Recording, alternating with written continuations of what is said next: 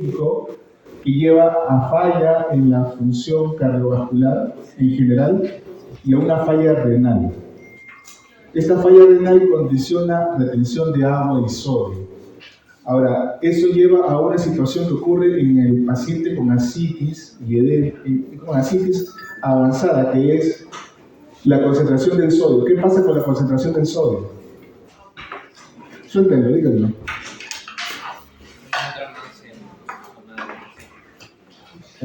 No. Algo más que podría pasar en una persona que tiene ascitis y demás. ¿Qué pasa con el sodio? Se disuelve. Hiponatremia. El sodio baja.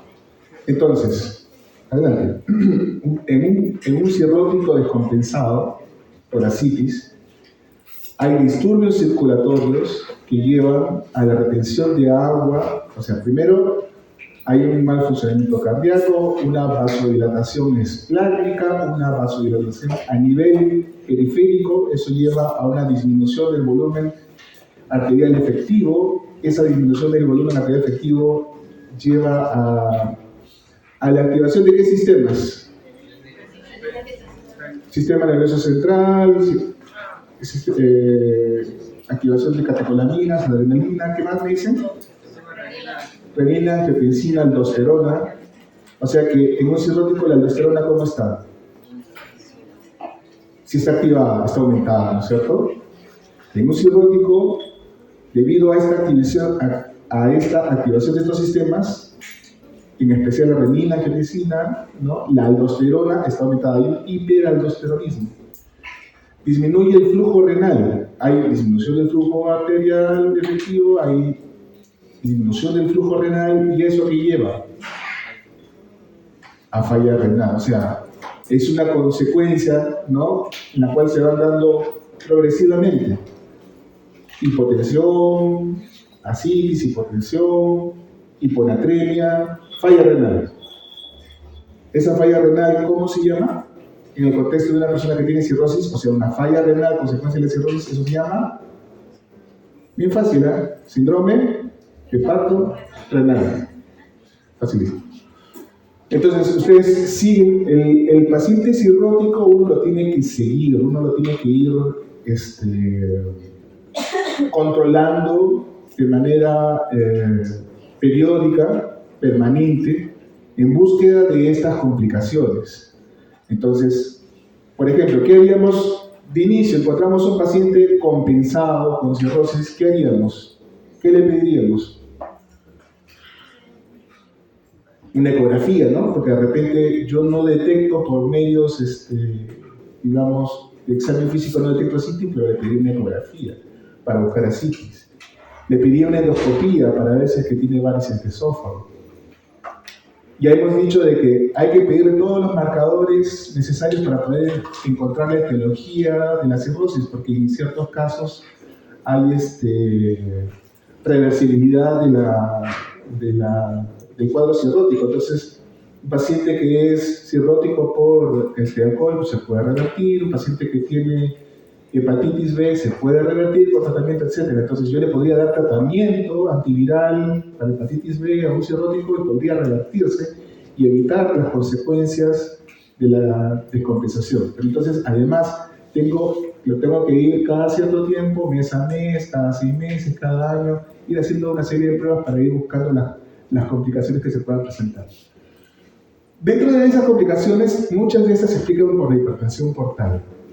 Ya hemos hablado de que la vena porta se forma de la unión de la vena mesentérica superior y la vena esplénica. Eso lo podemos ver inclusive con imágenes, que el tamaño, el largo de esta vena es corto, ¿no? 7-10 centímetros, y que su diámetro se puede medir por ecografía, por ejemplo, que debe ser hasta 12 milímetros. Entonces, ecográficamente, ecográficamente yo podría determinar signos de hipertensión portal. ¿Cómo?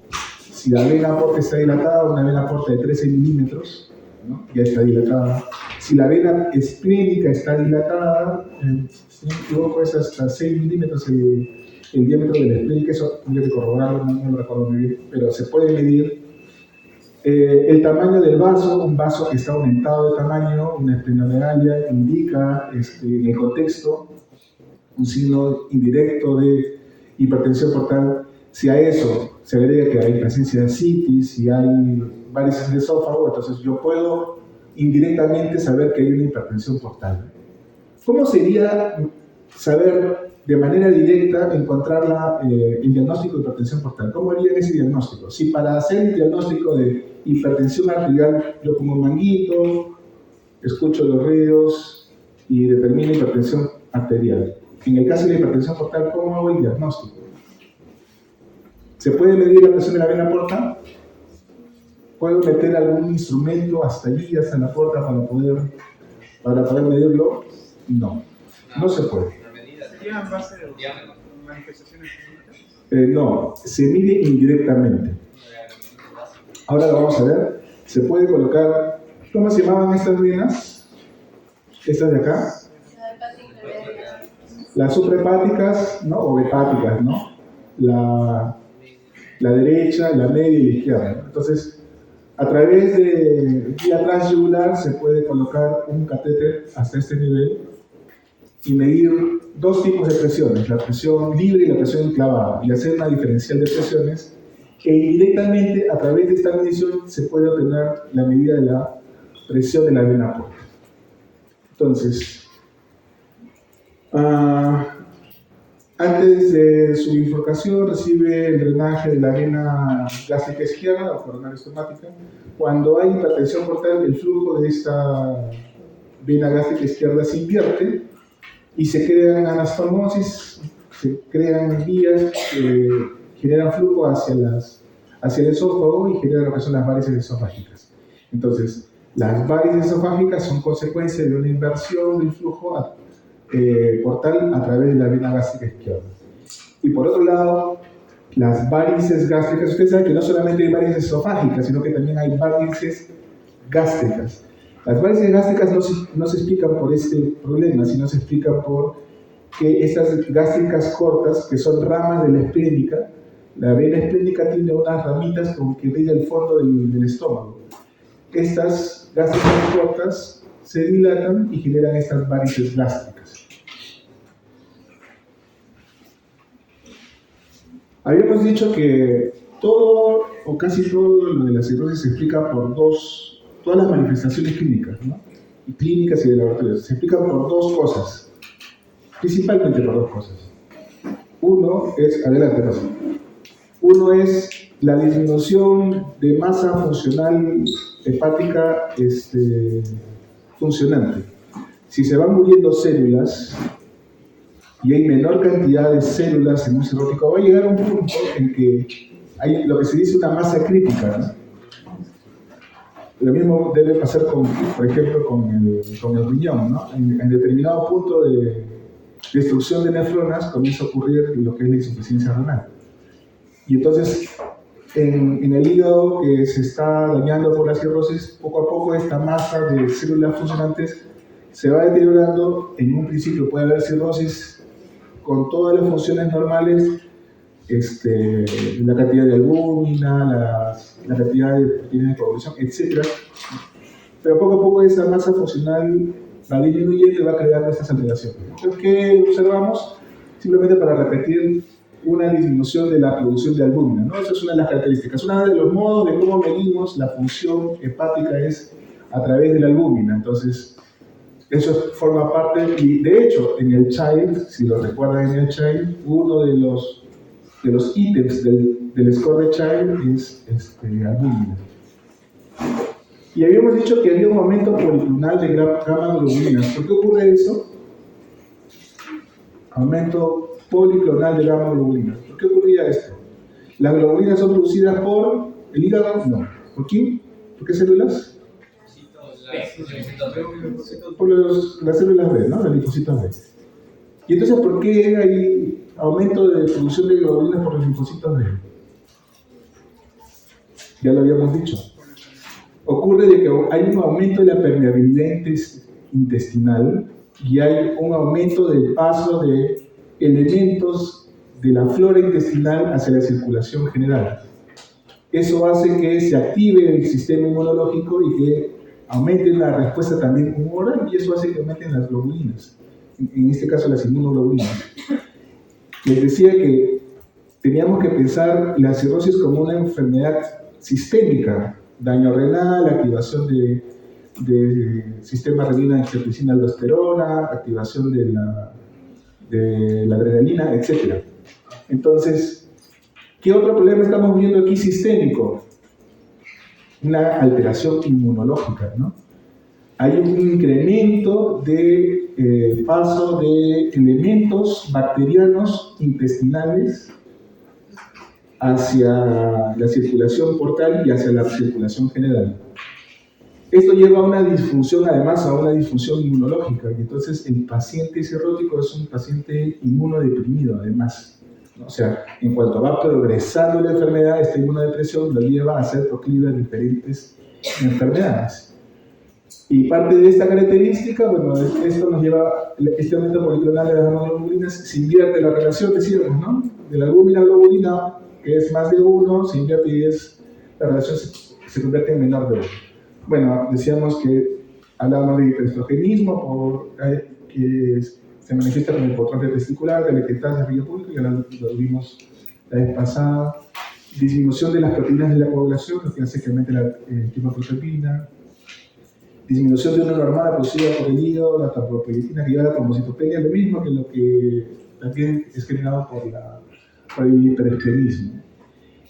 Y el aumento de la presión portal nos lleva a lo que hemos visto hace un ratito, a varices esofágicas y gástricas, también varices rectales, al acúmulo de líquido dentro del abdomen, se llama citis, síndrome hepatorrenal, que ya lo hemos mencionado. También ocurre lo que se llama síndrome hepatopulmonar. Se crean shunts arteriovenosos por estos trastornos circulatorios. ¿Y qué pasa? Que en la circulación pulmonar, igual, adelante, tiene que haber una arteria que llega al pulmón, que se va disgregando, tiene que llegar al alveolo, un capilar, y de este capilar sale una vena, pero cuando hay shunts, esta sangre no llega al alveolo. Entonces hay una disminución de la perfusión, o mejor dicho, de la absorción de oxígeno a través de los pulmones, que lleva a este síndrome hepatopulmonar. La encefalopatía hepática, porque ocurre este incremento, esta alteración de la flora bacteriana, y aumentan la absorción de ciertos elementos que no son metabolizados por el hígado, por un hígado insuficiente de células. Entonces, estos elementos intestinales llegan al cerebro y generan un retardo en ciertas funciones cerebrales, una alteración en ciertas funciones cerebrales que llevan a un trastorno neuropsiquiátrico que se llama encefalopatía hepática. Y por último, esplenomegalia o hiperesclerosis. Entonces, la presión portal o la hipertensión portal se define como un incremento del gradiente de presión portal. ¿Qué es la diferencia de presión entre la vena porta y la vena suprahepática? Que esto lo medimos, ¿no?, colocando un catéter sobre una suprahepática. Este catéter se hace una medición con un balón desinflado y luego con un balón inflado, ¿no? Esto se llama presión hepática libre y presión hepática en puño. Y ese valor es normal, lo normal es entre 2 y 5. Ahora, este tipo de procedimientos no es un procedimiento de rutina que se haga en todos los hospitales, inclusive en el Perú, por ejemplo, no se hace, ¿no? Generalmente esto se hace para trabajos de investigación. ¿Para qué nos interesaría, por ejemplo, tener la medida de la presión portal? Imagínense. Si yo tengo pacientes que con varices de esófago, que son consecuencia de la hipertensión portal, ¿qué tendría que hacer? Lo mismo que si tengo un paciente con hipertensión arterial, que la hipertensión arterial me hace daño por otras vías, en este caso, un paciente con hipertensión portal, ¿qué tendría que hacer? Dar medicamentos para que baje esa presión portal, ¿no es cierto? Entonces, ¿cómo estoy seguro que ese medicamento funciona o no? Bueno, una manera de hacerlo es con este tipo de estudios. Ahora les voy adelantando, los medicamentos que se usan en ciertas situaciones para disminuir la presión portal con el fin de prevenir el sangrado varicial son los beta bloqueadores no selectivos, principalmente propranolol, atenolol, carbidiolol. Entonces, podemos medir la presión portal y ver qué tanto efecto tienen estos medicamentos. Entonces, si yo logro una disminución significativa de la presión, significa que el medicamento es efectivo y puedo traspasar esa información a otros pacientes, ¿no? En los cuales no se hace este tipo de pruebas. Probablemente cuando se encuentren otros medicamentos para lograr este tipo de beneficios, probablemente también se van a hacer estudios de este tipo. Entonces, la medición de aportes es el procaritarismo de las venas suprahepáticas. El gradiente de presión portal resulta la diferencia de la presión suprahepática a la que pasan, menos la presión de enclavamiento. Y entonces el valor normal es de 2 a 5. Pero hablamos de hipertensión portal cuando este gradiente está entre 5 y 10, pero hablamos de hipertensión portal subclínica cuando está entre 5 y 10. ¿Qué significa? Que ya hay hipertensión portal, pero que no es clínicamente significativa. En estos niveles no va a haber ni ascitis ni varices de esófago. Cuando es más de 10, este valor es el valor límite para que comiencen a aparecer varices de esófago y otras complicaciones, entre ellas ascitis. Y cuando es más de 12 es la presión crítica para que ocurra sangrado por varices de esófago. Este es el catéter con el balón y esa es la forma como se mide, ¿no? La presión libre menos la presión en cuerpo. Sabemos que el gradiente de presiones tiene dos componentes. El flujo por la resistencia. Es decir, cuando hablamos de la porta, no solo hablamos del flujo en esta vena, sino hablamos del flujo de todo el trayecto. Es decir, cuánta sangre está viniendo del sistema esplácnico y este sistema esplácnico principalmente tiene que ver con los intestinos y con el vaso. A su vez, esta sangre viene de las mesentéricas, ¿no es cierto? Las arterias mesentéricas. Entonces, va a haber un flujo de sangre que ingresa por las arterias mesentéricas, bueno, van a haber arteriolas y todo eso. Llega a los órganos que son los intestinos y retorna por este mismo sistema. Entonces, este sistema tiene un flujo de sangre, es decir, una cantidad de sangre que entra por minuto, por segundo, en un determinado tiempo. Hay un flujo sanguíneo. Y por otro lado hay una resistencia. ¿Dónde está esa resistencia de este sistema? Veámoslo ahí. En este sistema, el flujo entra por aquí. ¿Dónde está la resistencia? En el propio hígado. ¿Se acuerdan que hablamos de que la inflamación creaba nódulos, regeneración y fibrosis?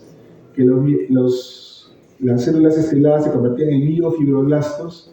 Los miofibroblastos no solamente tienen la capacidad de generar fibrosis, sino también de ser células contráctiles que activan, pues, generan un aumento de la presión a nivel sinusoidal. Entonces, esta fórmula, piensen así: flujo sanguíneo portal por resistencia a nivel hepático, sinusoidal hepático. Entonces, el flujo de este sistema aumenta por los cambios hemodinámicos que ocurren. Les hablé de que todo esto tiene que ver con llamémoslo, diría hormonas, pero son todos estos sistemas de proteínas vasodilatadoras, vasoconstrictoras que entran en este juego. Entonces, este flujo en el sistema porta va a aumentar por efecto de una vasodilatación arterial esplácnica. ¿Cuál es el principal vasodilatador en este sistema? El óxido nítrico. Está aumentado a nivel esplácnico, está aumentado el óxido nítrico. Y eso genera que en este flujo entre más sangre. Si yo tengo un sistema en el cual va a haber más sangre, entonces la presión portal aumenta o disminuye. ¿Me están siguiendo?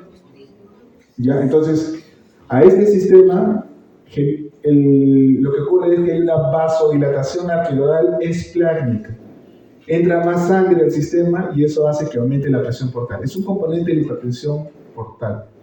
Y el otro componente es la resistencia a nivel sinusoidal, ¿no? Por la fibrosis y la vasoconstricción a nivel intrahepático. Se contraen los miofibroblastos, ¿no? A nivel sinusoidal principalmente. Entonces, esta resistencia a nivel sinusoidal o hepático tiene dos componentes, uno estructural y otro funcional endotelial. Este componente estructural es la distorsión, ¿no? A nivel sinusoidal ocasionada por la fibrosis y los nódulos de regeneración, además de oclusión muscular. Este componente estructural no es de momento, no es un blanco terapéutico, no es algo que podamos modificar. ¿Cómo podríamos modificarlo? Piensen.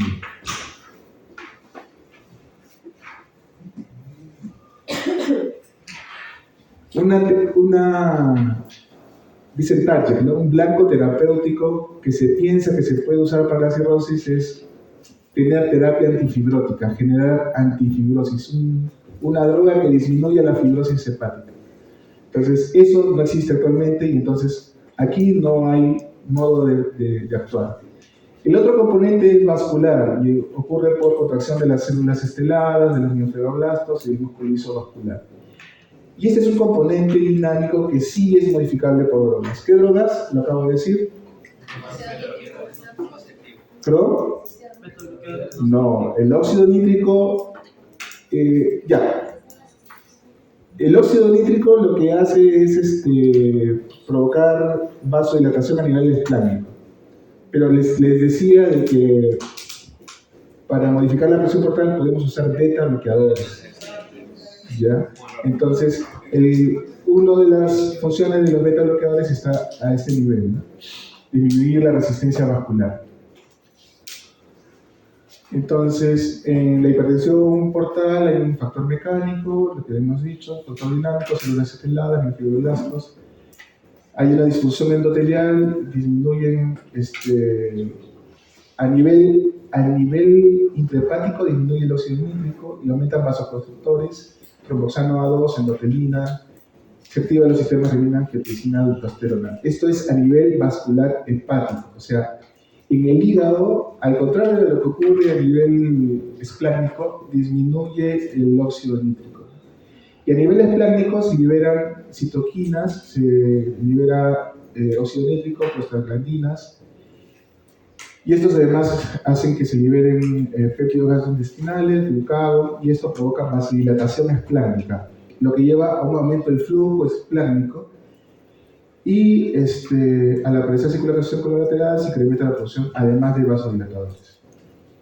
Entonces, hay cambios a nivel vascular hepático, hay cambios dentro de la circulación esplánica y hay cambios a nivel de la circulación sistémica. ¿Qué cambios son estos? Aumento del gasto cardíaco, disminución de la resistencia vascular sistémica.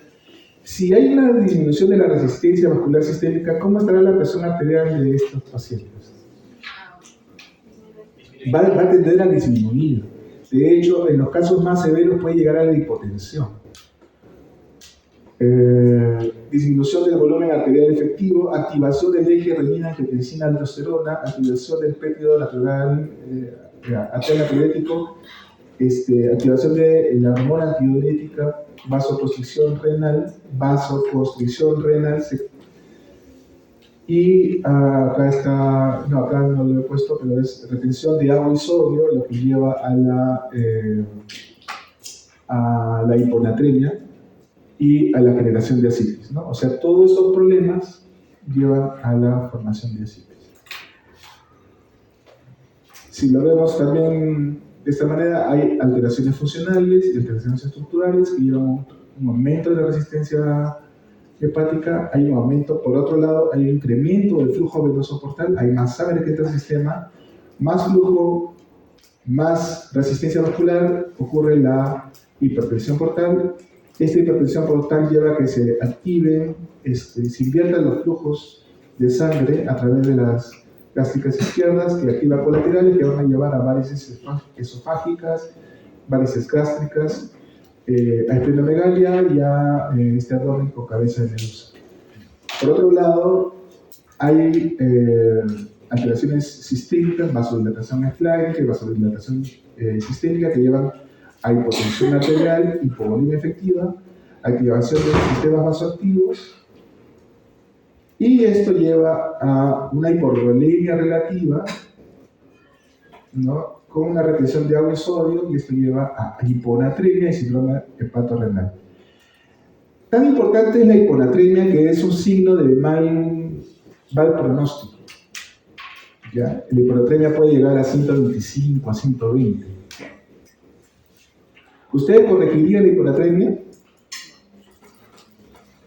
¿O cómo la corregirían? ¿Le daríamos más sodio a este paciente para corregir la hiponatremia? No, porque ya está la teniendo.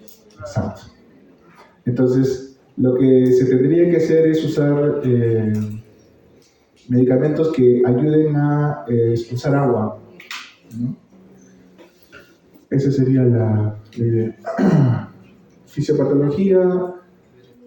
Entonces, entre 5 a 7, habíamos hablado cirrosis hepática compensada y luego pasa al descompensado. Entonces, entre 5 a 7% de los cirróticos compensados al año se complican. Esta alteración, estas complicaciones, debemos entenderlos como una alteración multiorgánica. No solamente es el hígado, sino son diferentes órganos los que están alterados. Esta disfunción multiorgánica incluye una disfunción inmune. Estos pacientes llegan a la inmunodeficiencia y una disfunción cardiovascular que ya hemos visto todos los cambios que se producen. La sobrevida de un paciente que lo vemos por primera vez y lo encontramos compensado, que en promedio es de 12 años, entiéndanlo así, ¿ya? O sea, si yo hago el diagnóstico de un paciente en su primera consulta y está compensado, si hago un estudio de todos esos pacientes que se les encuentra la cirrosis en ese estadio de compensado, y se hace un estudio sobre vida, en promedio tienen 12 años de sobrevida ese tipo de pacientes. Pero si hago un estudio de sobrevida en los pacientes que los encuentro por primera vez, ¿no?, o en los cuales ocurre ya una descompensación, por ejemplo la citis, en ese tipo de pacientes la sobrevida es de solo 2 años. La hipertensión portal induce incremento de la permeabilidad intestinal, ¿ya? Y por eso es que entran más, les decía que entran elementos de las bacterias, ¿no?, a la circulación esplánica. Pero además hay una alteración a nivel de la flora bacteriana, probablemente por la alteración de la inmunidad o por el lentecimiento de la motilidad intestinal, o por diferentes razones, comienza a haber un sobrecrecimiento bacteriano, ¿no? La flora, la microbiota intestinal se altera en el cirrótico. Y en este sobrecrecimiento de bacterias, en la microbiota intestinal, el tipo de bacterias que más se incrementa son las gram negativas. Ocurre lo que es una translocación bacteriana. ¿Y cómo se puede demostrar esto de la translocación bacteriana? Se han hecho estudios en ratas que se les ha inducido cirrosis y asitis, y luego a las ratitas las sacrifican y hacen cultivos de ganglios mesentéricos. En esos cultivos aparecen bacterias. Entonces, ¿qué cosa es la translocación bacteriana? Es el paso de las mismas bacterias o sus productos a los ganglios linfáticos mesentéricos. ¿Ya? Entonces, no solamente es productos bacterianos, es decir, elementos de la bacteria, sino propiamente bacterias. Y entonces, si hay bacterias que están pasando del intestino hacia el sistema esplánico portal, ¿no?, el sistema portal, van a aumentar también las infecciones, porque eso va a pasar a la circulación general en una persona que tiene alterada su inmunidad. Si hay asitis y están pasando bacterias, ¿qué puede pasar con esa asitis? Se infecta, ¿no? Eso es lo que se llama ¿Han escuchado? Peritonitis bacteriana espontánea. Es decir, una peritonitis bacteriana puede ser secundaria a una infección, ¿no?, de una apéndice, de un divertículo, etc. En este caso, no existe este elemento infeccioso dentro del abdomen, sino que espontáneamente, ¿no?, sin que haya ese elemento, ocurre esta infección dentro de un abdomen con ascites. Eso es lo que se llama peritonitis bacteriana espontánea. Ahora, yo les estaba diciendo elementos de la bacteria. Y estos elementos se llaman PAMs, que son patrones moleculares asociados a patógenos, ¿no? Y esto activa lo que es la inmunidad natural, lo cual va a llevar a su vez a la liberación de ciertas citoquinas. Y no solamente ocurre esto en el cirrótico, sino que también ocurre un aumento de estos llamados proteínas DAMs, ¿no?, que son patrones moleculares asociados al daño, que son elementos, por ejemplo, que tienen que ver con el daño tisular, ¿no? Un ejemplo de esto es, estas proteínas ocurren, por ejemplo, cuando hay una quemadura solar, ¿no? Entonces se activan este tipo de elementos por daño tisular.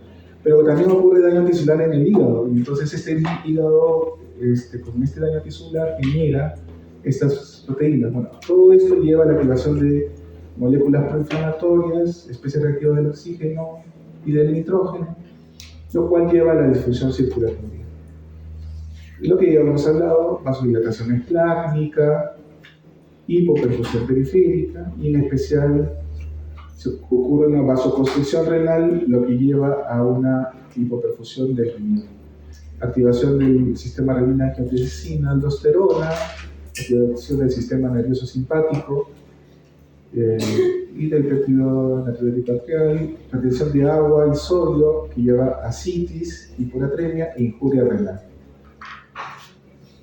Entonces, a través de la hipertensión, digamos, se sabía que la hipertensión generaba todos estos cambios circulatorios, pero había algo que faltaba en esto, y es lo que recientemente se está hablando, ¿no?, de esta translocación bacteriana que genera estos PAMs que activan digamos, a través del sistema inmune, sustancias proinflamatorias que llevan a la vasodilatación arteriolar, ¿no? Hay mecanismos probablemente de los que ya le hablé, ¿no?, de la parte mecánica, y la misma injuria hepática y el mismo daño tisular genera estos DAMs que también llevan a esto. Y estos cambios circulatorios llevan a disfunción adrenal, a encefalopatía hepática, a disfunción renal y a síndrome hepatopulmonar. Y hablando de lo mismo, la disbiosis intestinal del cirrótico lleva a sobrecrecimiento bacteriano, aumento de la permeabilidad intestinal, activación del sistema inmune local, lo cual lleva a translocación bacteriana y de sus productos, que genera vasodilatación esplácnica, alteración del sistema inmune, que lleva a la peritonitis bacteriana, ¿no? Y esta vasodilatación lleva a hipovolemia sistémica, disminución de flujo cerebral con activación del metabolismo hepático, llevan a la encefalopatía hepática, y por otro lado, un aumento del flujo portal que lleva a la hipertensión portal. Bueno, entonces, ahora lo que vamos a hablar es de una de esas complicaciones, que es la citis.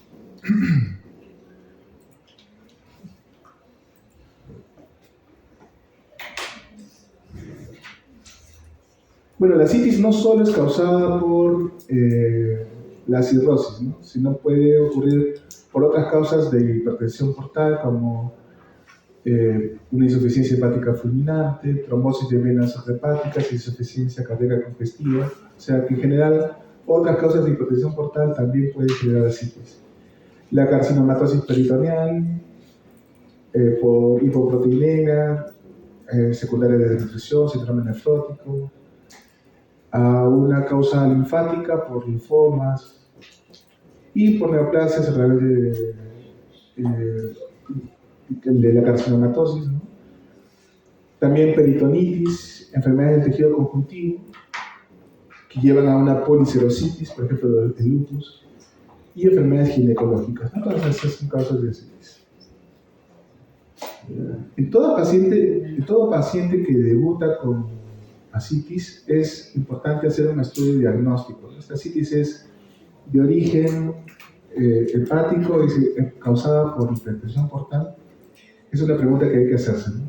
Y el contexto clínico es importante, ¿no? Por ejemplo, una mujer que no tiene antecedentes, digamos, relacionados con el hígado, ¿no? Consumo de alcohol, etcétera, que no tiene manifestaciones hepáticas y es una mujer hermosa, 60, 70 años, ¿no? Podría ser, por ejemplo, podríamos pensar que además pues, hay una pérdida importante de peso, significativa, rápidamente progresiva. Esta pérdida de peso, podríamos pensar en un cáncer de ovario, por ejemplo. Entonces, el contexto y digamos, la clínica del paciente orienta. Pero es importante hacer una paracentesis diagnóstica. Entonces, dentro de esta paracentesis diagnóstica, se hace un dosaje de la albúmina medida en el líquido acítico y a la vez una medición de la albúmina sérica y se hace un diferencial. Entonces, cuando este diferencial es menos de 1.1, se habla que es una enfermedad peritoneal, ¿no? Le hace una tuberculosis intestinal, una carcinomatosis, etc. Entonces, cuando vamos por esta vía, habría que ver si es que hacemos un Papa Nicolau, una citología para buscar células neoplásicas, hacemos estudios de imágenes, pedimos un test de ADA para diagnosticar tuberculosis, ¿no? Y en casos que no tengamos un diagnóstico, sería necesario hacer una laparoscopía más biopsia. En caso de que este diferencial de albúmina entre la albúmina del suero menos la albúmina del líquido acítico, en caso de que esto sea mayor o igual a 1.1, entonces hablamos de un líquido de tipo hipertensivo, es decir, que está relacionado con la hipertensión portal. Y bueno, nos puede ayudar en segundo lugar la proteína total en este líquido acítico, ¿no? Menos de 2.5 sospechamos de cirrosis y más de 2.5 sospechamos de que es post-sinusoidal. Entonces, ya los otros estudios nos ayudarán a confirmar cirrosis, como por ejemplo estudios de imágenes. Y si es post-sinusoidal, tendremos que hacer estudios, por ejemplo, de una ecocardiografía para determinar una insuficiencia cardíaca.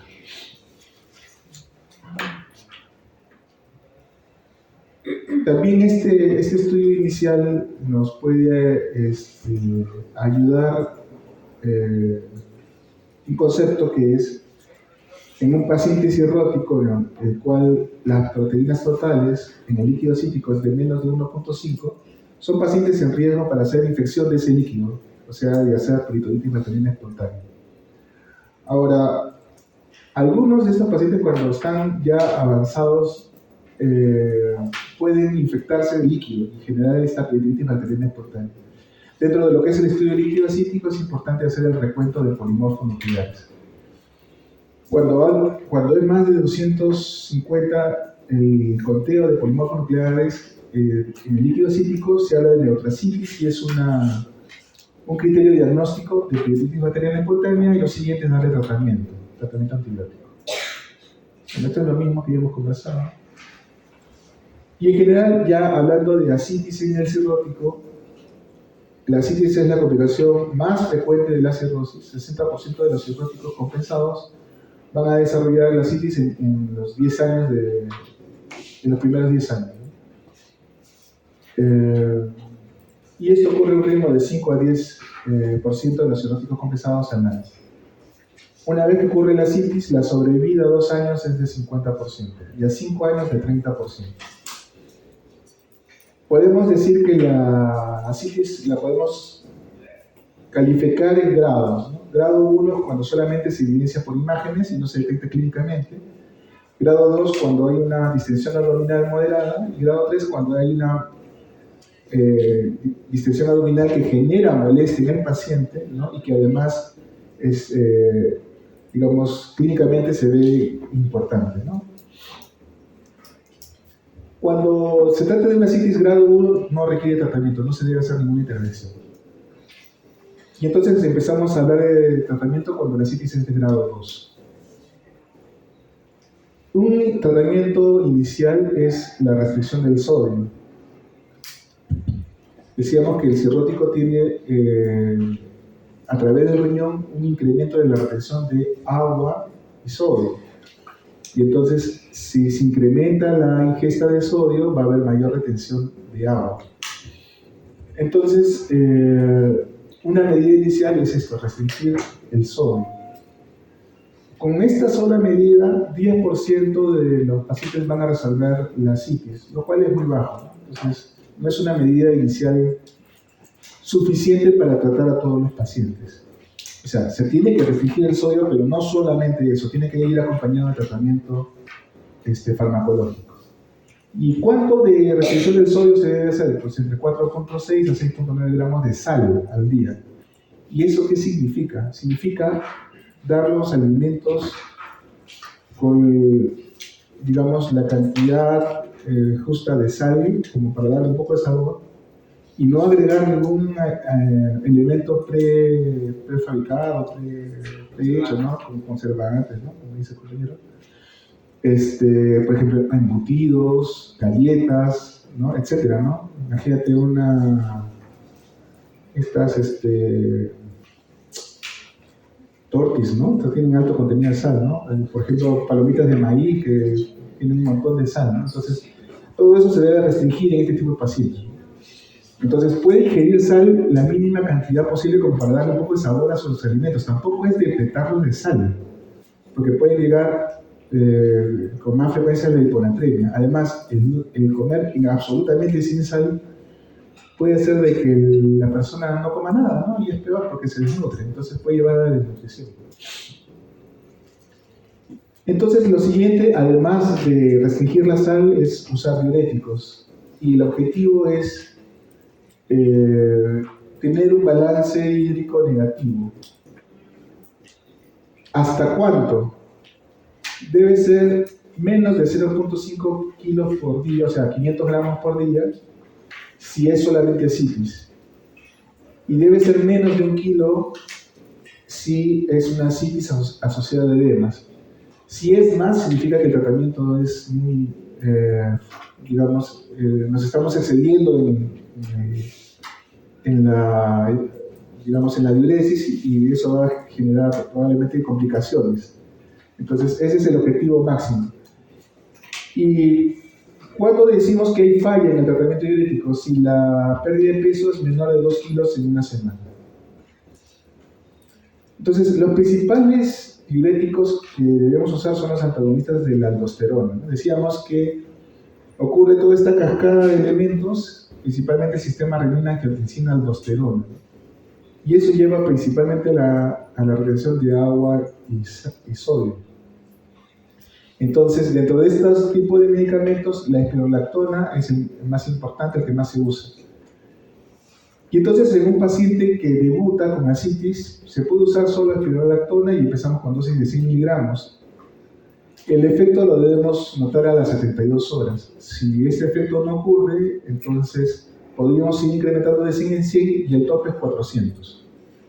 Si con 400 no logramos el efecto, entonces no va a ser suficiente y va a tener que agregarse un diurético de asa. Ahora, eso es en el contexto de una persona que recién debuta, pero si una persona que tiene ascitis ya de larga data, probablemente se va a tener que usar los dos a la vez, un antagonista de aldosterona y un diurético de asa a la vez. Y se empieza nuevamente con la espirolactona con 100 miligramos y con la furosemida, ¿no? Iniciando con 40 miligramos. Entonces, el incremento va de la mano. 100 de espirolactona, 40 de furosemida, y si no hay respuesta, se va incrementando sucesivamente, 280, 300, 120, 400, 160 de furosemida, ¿no? 400 de espirolactona y 160 de furosemida. Además, esto tiene el efecto de que la espinolactona es ahorrador de potasio y tiene la tendencia a la hipercalemia. En tanto que la furosemida va a contrarrestar este efecto. Entonces, algunos tienen ¿cómo se llama esto? Toman la decisión, la opción de usar los dos a la vez desde un inicio. ¿Qué complicaciones puede haber con el tratamiento? Falla renal, encefalopatía hepática, hiper o hipocalemia, hiponatremia. Se debe suspender los diuréticos si el sodio está menos de 125. La aldosterona principalmente puede generar ginecomastia y calambres musculares. ¿Qué pasa cuando la sífilis es grado 3? Entonces, aquí el tratamiento es la paracentesis. El tratamiento de elección es la paracentesis de gran volumen o paracentesis evacuatoria. ¿Qué es la paracentesis? Es la extracción de líquido con una aguja, ¿no? De líquido acítico con una aguja. Entonces, ¿qué pasa cuando le quitamos líquido a un paciente que tiene ascitis? Pongamos que le sacamos 6 litros. Podría llevar a la hipotensión y podría generar un daño circulatorio.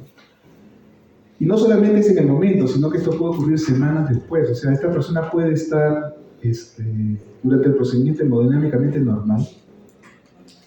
¿Y cómo así? De repente le podemos dar durante el procedimiento cloruro, no hace hipotensión durante el procedimiento, pero los días siguientes ocurre una situación que se llama disfunción circulatoria post-paracentesis.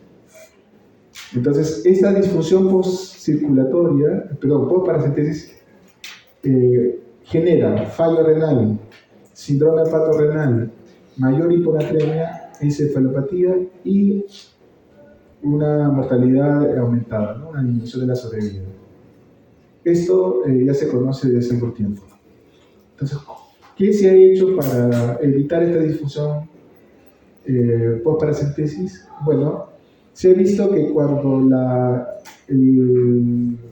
se repone el volumen plasmático, o sea, cuando se repone el volumen a través de, ¿cómo se llama esto?, de albúmina o de otros elementos, en base a la cantidad de líquido extraído, se evita este tipo de problemas, ¿no? ¿Cuánto? Por cada litro de líquido acítico extraído se deben reponer 8 gramos de albúmina.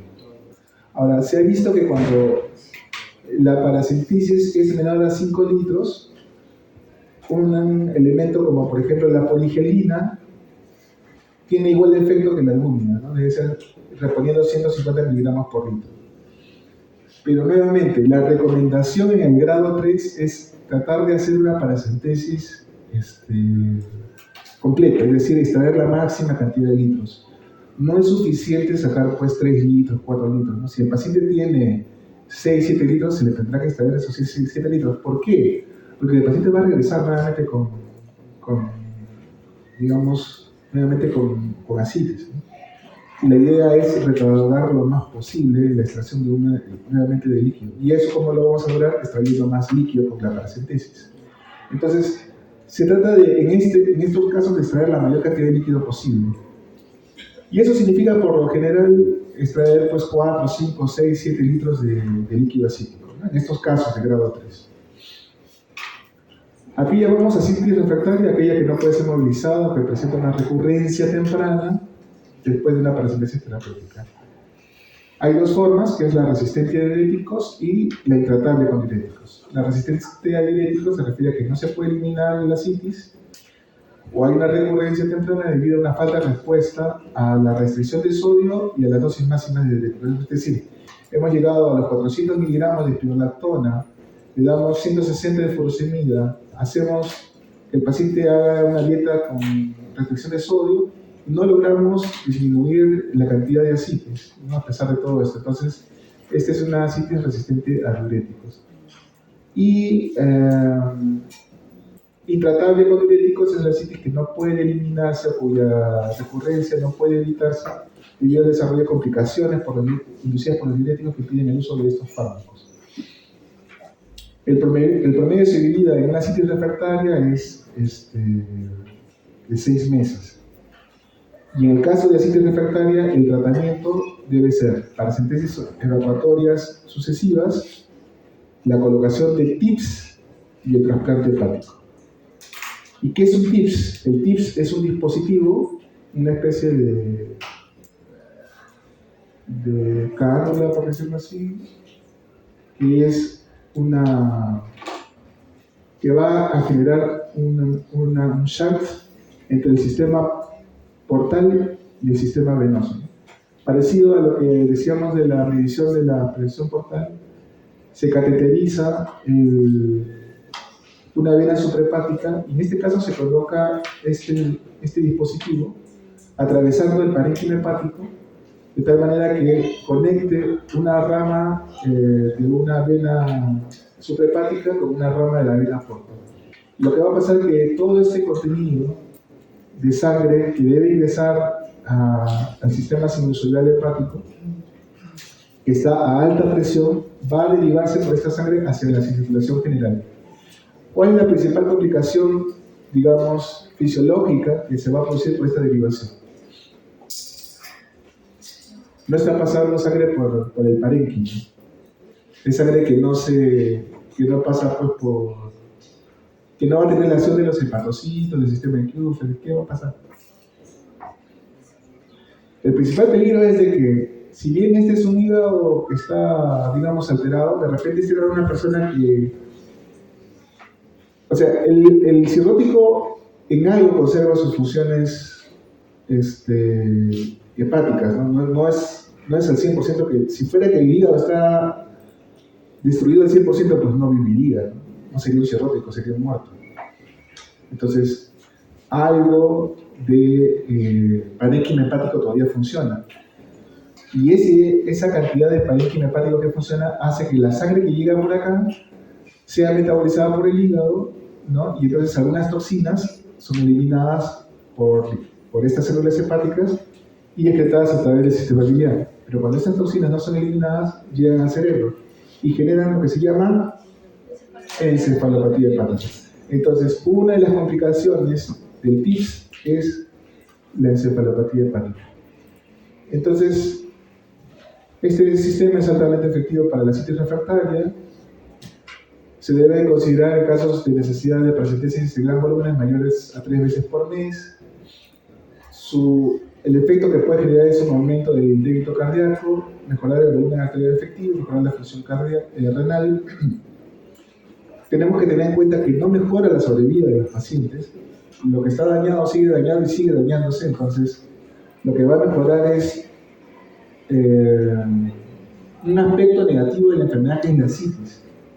O sea, no va a ser lo mismo una persona que tiene cirrosis y que, digamos, por efecto de la asitis no puede ni respirar porque tiene tanta cantidad de líquido en el abdomen que presiona el diafragma y su capacidad de oxigenación o ventilación es menor. Entonces, poder caminar, poder hacer sus actividades, digamos, está limitado. Entonces, el TIPS sí va a mejorar eso, ¿no? Va a mejorar la calidad de vida de la persona. Pero ya, digamos, volvemos a lo mismo, no mejora la sobrevida de las personas. Aumenta la encefalopatía hepática, ¿no? Los que no tenían las va a aumentar, las va a hacer que parezcan. ¿Qué complicaciones puede tener el TIPS? El TIPS puede ocurrir de que este dispositivo se estenose, puede llevar a la anemia hemolítica y puede aumentar las infecciones. ¿Cuándo está contraindicado el TIPS? Cuando la bilirrubina es más de 3, cuando el score de Child es más de 11 y en personas mayores de 70. Entonces, ¿cuál sería la función del TIPS? Pacientes con un buen, digamos, con un relativo estado general, que tienen una asitis severa, que es recidivante, que es refractaria, ¿no? Y entonces, la idea del TIPS sería ser un puente, porque no vamos a mejorar la sobrevida, ser un puente hacia el trasplante. Esa sería la función del TIPS. Habíamos hablado del síndrome hepatorenal, que es una insuficiencia renal funcional, dado que no hay alteraciones en la histología renal, que además es reversible luego del trasplante. Cuando se trasplanta un cirrótico con síndrome hepatorenal, solo se trasplanta el hígado. Y mágicamente el riñón comienza a funcionar nuevamente porque el trastorno es funcional. Cuando el hígado nuevo trasplantado comienza a funcionar, todos estos cambios circulatorios se modifican, vuelven a la normalidad y el riñón comienza a funcionar normalmente. Entonces, este síndrome hepatorenal es resultante de los cambios hemodinámicos, de la hipertensión portal y de la ascitis. La fisiopatología es la misma de la ascitis, vasoconstricción renal, perfusión renal, activación del sistema renina-angiotensina aldosterona y no responde a la administración de volumen. Por lo tanto, ¿puede haber síndrome hepatorenal en un paciente cirrótico que no tiene ascitis?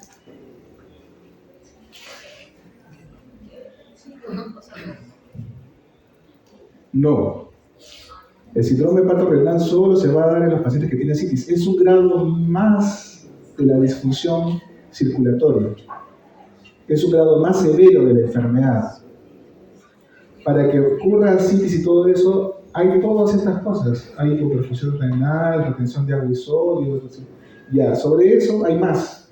Y cuando ocurre más de esto en un paciente que ya tiene ascitis, ya pues comienza a fallar el riñón. Entonces, lo primero que falla es la retención de agua y sodio y que se genera ascitis. Y lo siguiente, más vasoconstricción renal y más alteración en la función renal y viene el síndrome hepatorenal. Ocurre en el 10% de los pacientes con cirrosis hepática avanzada o en insuficiencia hepática aguda. Acá habría que agregar cirrosis hepática avanzada con ascitis. Hay dos tipos, 1 y 2. La de tipo 1 es la rápidamente progresiva. Ocurre cuando no ha habido shock o cuando no se usan nefrotóxicos. No se evidencian signos de daño renal estructural, o sea, no hay proteinuria, no hay prematura y la ecografía renal es normal.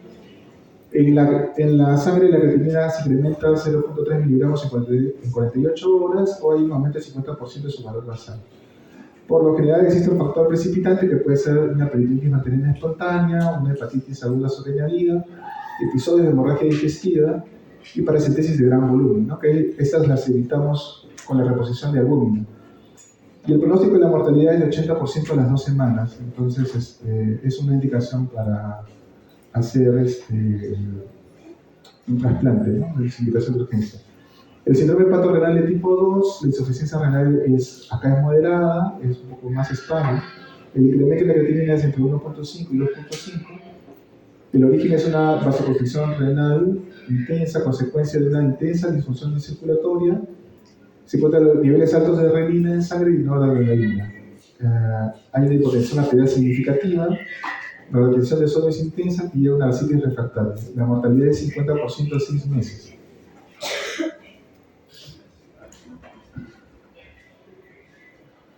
Entonces, ascitis, síndrome hepatorenal como parte de una vía, y la otra vía frecuente de complicaciones son las varices esofágicas. Se permanecen canales vasculares preexistentes que llevan a la activación de estas varices, ¿no? La presión crítica para que aparezcan las varices es de 10 y la presión crítica para el sangrado, la presión portal crítica, ¿no? Es de 12. Además de la presión portal, hay otros factores a considerar. El tamaño de la varice. Si las varices son muy grandes, entonces mayor riesgo. Signos rojos en la pared. Cuando hacemos una endoscopía, buscamos signos rojos, ¿no? Cuando hacemos una endoscopía y encontramos varices, encontramos signos rojos. ¿Qué significará el signo rojo? Si veo una varice y hay una lengüetita, una línea roja, ¿qué está significando? No, o sea, no está sangrando. La varice está con su pared, pero hay una línea roja o un punto rojo. Significa que la pared está muy delgadita, lo que está debajo es sangre. Entonces es un punto de translucidez. ¿Y por qué está translúcido? Porque en ese punto la pared está muy delgada. Entonces, esto es, digamos, un elemento que nos sirve para el tratamiento, ¿no? Indicación de tratamiento. Una varice grande, un signo rojo. El CHAI también, a mayor CHAI, mayor riesgo de sangrado. CHAI B, CHAI C. Es muy difícil saber el tamaño de las varices, entonces hay diferentes sistemas de clasificación. Pero para hacerlo esto más sencillo, Se ha dicho que las varices pueden ser pequeñas, medianas o grandes. Las pequeñas son las que se desaparecen con la infiltración y las medianas o grandes son las que no colapsan con la infiltración. Entonces, estas son las que son susceptibles de un tratamiento preventivo. Entonces, el sangrado varicel es la segunda causa de compensación luego de la citis. Entonces, cuando hablamos de riesgo de varices de esófago, es decir, una persona que no ha sangrado, que tiene varices, ¿cuándo aparece ese riesgo?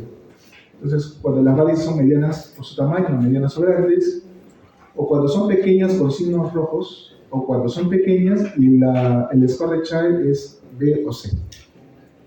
Entonces, en estos casos se tiene que hacer una prevención del sangrado. ¿Cómo hacemos la prevención del sangrado? Nuevamente, ¿qué medicamento usamos para disminuir la presión portal? Beta bloqueadores. Entonces, usamos beta bloqueadores que lo que logran es disminución del gasto cardíaco, disminución del flujo portal. ¿Qué usamos? Propranolol, nadolol, carvedilol. Alguien habló de óxido nítrico y en algún momento se usó nitratos como elemento para disminución portal. Pero eran muchos los efectos adversos y poco el efecto sobre la presión portal en estos pacientes, así que ya no se usan nitratos, ¿no? Los estudios han descartado esto. Entonces, de momento, elementos farmacológicos para el tratamiento de la hipertensión portal es el propranolol. Pero si se dan cuenta, está indicado cuando existen varices con estos elementos. ¿Y por qué no en un paciente que no tiene varices y que sí, de repente, de alguna manera, se ha encontrado que sí tiene hipertensión portal, de repente tiene, indirectamente se ve una vena porta pues, de 14 milímetros. ¿Cuánto habíamos dicho que era el límite de la vena porta en ecografía? 12, ¿no? Entonces, con 13 ya está aumentado, ¿no? Entonces, una vena porta de 13, de 14, digamos, por ecografía, una esplenomegalia, tiene asitis, y entonces presumimos que, no hemos medido la presión portal, pero presumimos que hay hipertensión portal, pero no tiene varices. Pero no usamos beta bloqueadores en esos casos. ¿Por qué? Porque no tienen efecto. Ahí probablemente el efecto se va a lograr de prevenir la aparición de varices, de lo que les había dicho hace un rato, ¿no?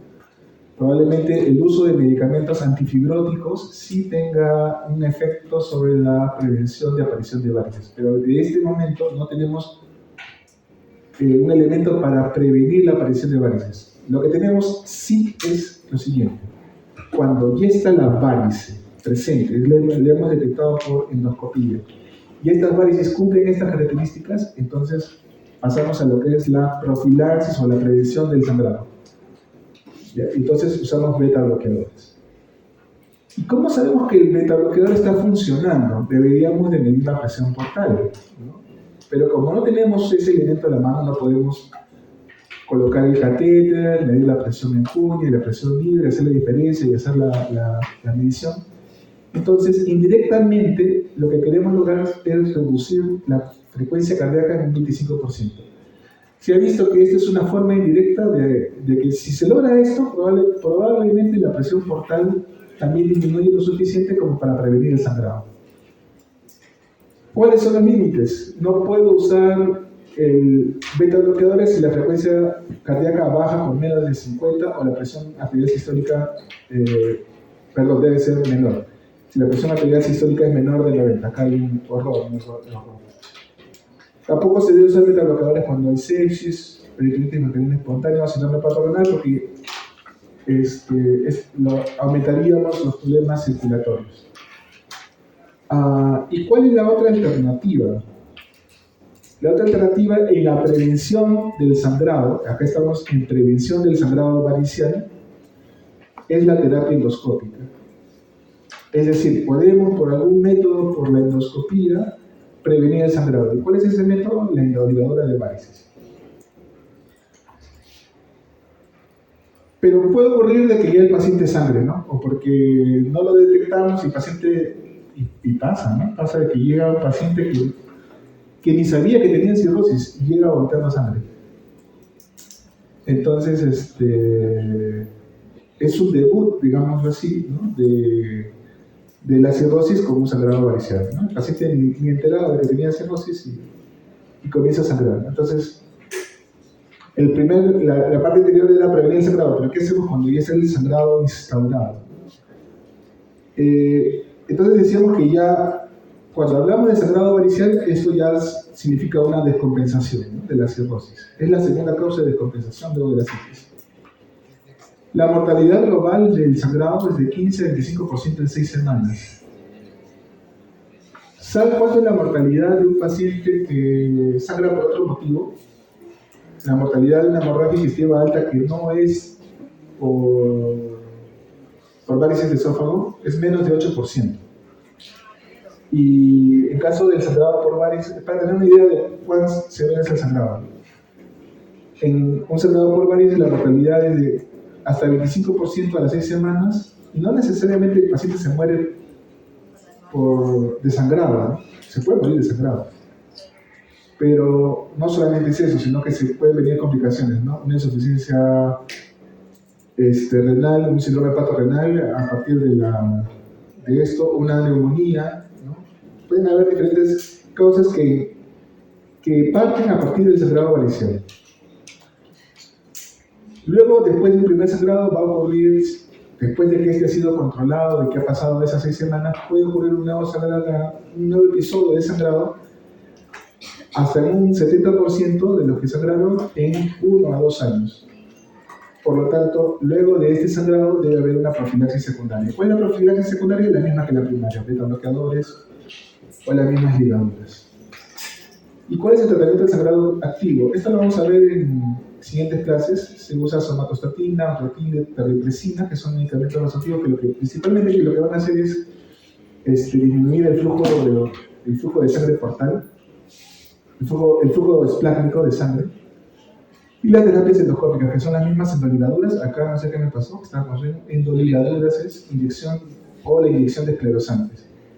El tips que hablamos hace un momento para lo que es ¿cómo se llama esto?, de la citis, también funciona porque deriva la sangre, ¿no?, del sistema portal hacia hacia la cava, y entonces disminuye la presión portal.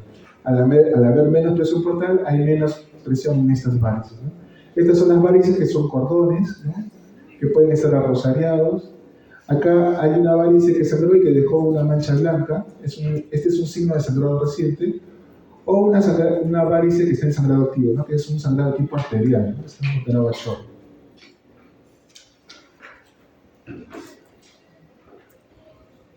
Y la última complicación que vamos a tratar es la encefalopatía hepática, que es un síndrome neuropsiquiátrico consecuencia de insuficiencia hepática, que puede ser en la insuficiencia hepática aguda. ¿Se acuerdan que hablamos de la falla hepática fulminante o la hepatitis aguda fulminante? Por ejemplo, el caso del paracetamol. Bueno, en esos casos en los cuales hay una necrosis masiva, un daño masivo del parénquima hepático, ¿se acuerdan en esos casos cuáles son los marcadores de la insuficiencia hepática aguda, de la falla hepática fulminante? Habían dos. Uno era la encefalopatía hepática y la otra era el aumento de INR. Esos nos marcan que en el contexto de un cuadro agudo, el proceso está yendo hacia una insuficiencia hepática aguda o una falla hepática fulminante. Son nombres diferentes porque los conceptos o la forma de definirlos son diferentes, pero bueno, esto es más el tema. Puede ser entonces en el contexto de una hepatitis aguda que lleva a este tipo de falla, que puede ocurrir en una encefalopatía hepática, o puede ocurrir en una enfermedad crónica como la cirrosis, ¿no?, o por algún tipo de shunts portosistémicos. En el caso de los cirróticos ocurren un 30-70% de ellos. Se manifiesta por alteraciones de la conciencia, de la conducta, la atención y cambios neuromusculares. Puede ir desde la alteración del cálculo, ¿no?, o sea, una persona que aparentemente está normal, pero la forma de detectar, o sea, piensa normal, duerme normal, pero lo que está alterado es, digamos, funciones un poco más elevadas como el cálculo. Entonces, una persona que sabía sumar y restar no logra hacer restas sucesivas. Hay un test que se llama el Mini-Mental de Fosli. Entonces, en ese test, la persona tiene que hacer restas sucesivas, del 100, la resta 7 y sucesivamente varias veces. Entonces la persona se equivoca, ¿no? A la tercera o cuarta resta.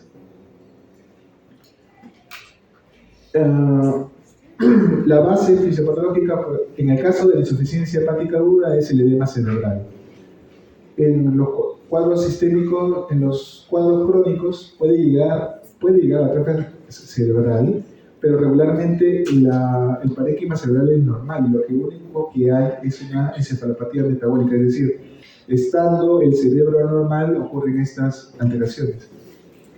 Y por último, habría que ver que estos cuadros son reversibles en un inicio, ¿no? Pero se puede llegar a un estado de encefalopatía hepática crónica en un punto de irreversibilidad.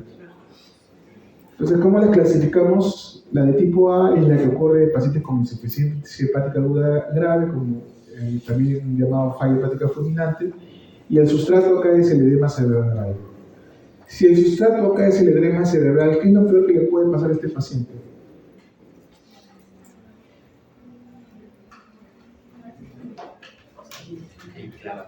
Enclavamiento. Se muere por enclavamiento. Entonces, todas las medidas de edema cerebral que se usan en por ejemplo, un paciente con TEC, se usan en este tipo de pacientes. ¿Ya?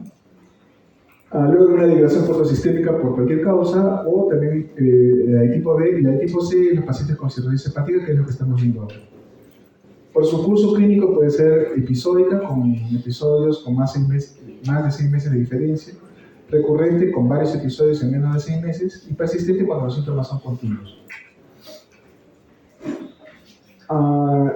Entonces se habla de grados, es mínima cuando solamente es detectado por test psicométricos.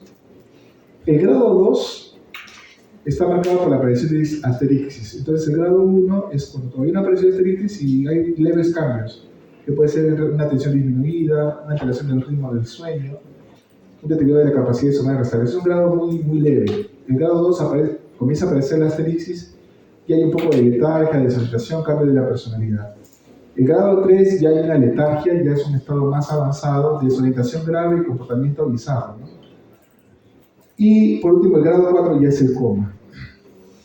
La detección de encefalopatía hepática mínima es por test psicométricos, ¿no? Como por ejemplo unir números o unir letras, ¿no? La base fisiopatológica es que hay un aumento de la permeabilidad y el amonio generado principalmente en el área intestinal pasa hacia el hígado. El hígado debe convertir el amonio en urea, pero esta conversión es deficiente. Entonces, este amoníaco llega al cerebro y genera un estado de inhibición. Este amoníaco, además, tiene que ver con el mecanismo de las bacterias de proteínas. Entonces, a estas personas que tienen ya llegado a la encefalopatía, se recomienda una restricción parcial de las proteínas. En el cerebro, los astrocitos metabolizan el glutamato glutamina, ¿no? Y esto genera el edema cerebral, principalmente en insuficiencia hepática aguda. Y además neuroinhibición. Hay translocación bacteriana, aumenta la permeabilidad y no solamente aumenta la absorción del amoníaco, sino de otros elementos también que pueden causar la encefalopatía. Se ha detectado por resonancia magnética el depósito de manganeso y aumento de transmisores inhibitorios. Cuando un paciente llega con encefalopatía, hay que preguntarse si es que hay algún factor precipitante. Esto puede ser un sangrado digestivo, una infección, una alteración metabólica por el uso de diuréticos, por ejemplo, un aumento o una disminución del potasio, insuficiencia renal, hipovolemia, el uso de sedantes, una hipoglucemia, el estreñimiento y a veces dice carcinoma hepatocelular, etc. Entonces puede ocurrir que una persona, un cirrótico que esté estable, tenga una ingesta copiosa de proteínas y después de eso ocurre este deterioro y llega a una emergencia por eso. puede ser que tenga una infección urinaria y la infección urinaria desencadene esto. El paciente que tiene sangrado digestivo, ¿no?, varicial, genera gran cantidad, la sangre baja genera gran cantidad de amonio que se absorbe, y entonces no solamente va a ocurrir el problema del sangrado, sino también encefalopatía hepática en estos pacientes. O un paciente que se estreñe, ¿no?, que estaba defecando normal, se estreñó y eso llevó a la encefalopatía. Esas cosas pueden pasar. Entonces, el tratamiento incluye corregir el factor precipitante. Entonces, si es una infección urinaria, tratar la infección urinaria, por ejemplo. Si es una peritonitis bacteriana, tratar la peritonitis bacteriana espontánea. En ciertos casos, decidir la hospitalización si es que el cuadro es más grave. Hacer una nutrición con proteínas de 1.5 gramos por kilo y fraccionar la dieta. La lactulosa es el principal medicamento que se usa para la encefalopatía hepática. Lo que hace es acidificar la losa intestinal y esto inhibe la absorción de amonio. Se administra 30 mililitros 2 a 4 veces por día y la meta es conseguir 2 a 4 evacuaciones blandas por día. Cuando el paciente no puede digerir por la misma encefalopatía, está en coma, por ejemplo, alternativamente se puede usar la lactulosa por sonda nasogástrica o por enemas. Y cuando no hay respuesta, la principal alternativa es el uso de rifaximina, ¿no? Lo que vamos a hacer es actuar sobre la flora bacteriana. La rifaximina es un antibiótico que se absorbe poco, entonces su acción es principalmente en la luz intestinal y se usa en una dosis de 550 miligramos 2 veces al día, ¿no?, por un tiempo prolongado, por varias semanas. Muy bien, terminamos con esta clase que ha sido larga. ¿Alguna pregunta? Hoy día no vino el secretario, ¿no? Listo. ¿Va a venir?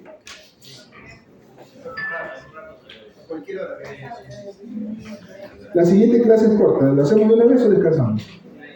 Descansamos, ya sí, ya lo vi cansado. Está bien, entonces, 15 minutos.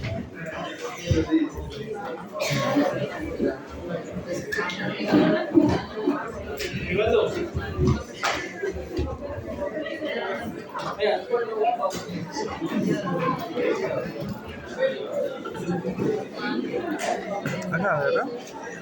¿Es de acá? Ajá. Apretate.